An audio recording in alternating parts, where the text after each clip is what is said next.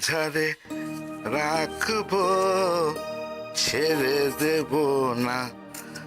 তোমায় বক্ষ মাঝে রাখবো, ছেড়ে দেব না।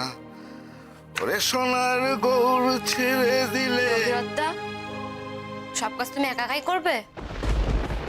বৌমনি, তুমি তুমি রান্না করে এসেছো?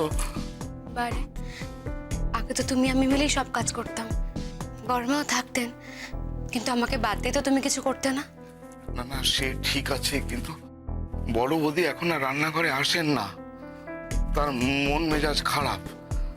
ওই আয়ুষ দাদার অ্যাক্সিডেন্টের পর বৌদি কেমন যেন সংসারের সমস্ত কাজ থেকে একটু একটু করে নিজেকে সরিয়ে রেখেছেন। তবে কি জানো বৌমনি, আমি ঠাকুরের কাছে কত প্রার্থনা করতাম জানো? সে একমাত্র ঠাকুরই জানে। রোজ বলতাম, মা গো মা, আমার বৌমনিকে ফিরিয়ে দাও। বৌমনি এলে আমাদের সংসারের সমস্ত দুর্যোগ কেটে যাবে। আসলে আমি কি ভাবি জানো, দেখো তুমি আমাদের আয়ুষ দাদার জীবনের লক্ষ্মী।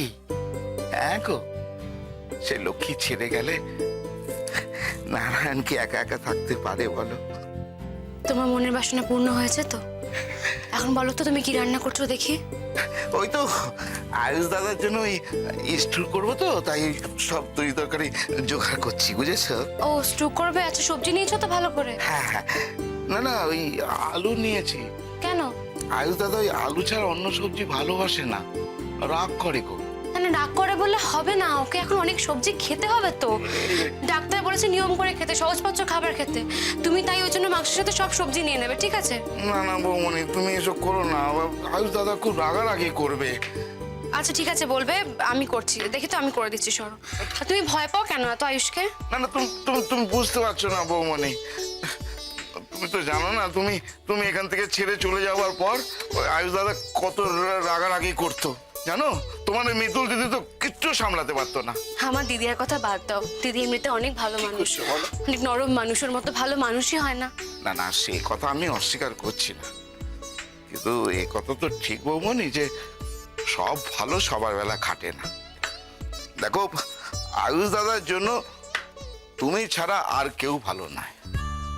হ্যাঁ, কারণ তুমি একমাত্র তাকে সমস্ত দিক থেকে সামলাতে পারবে, আর কেউ পারবে না।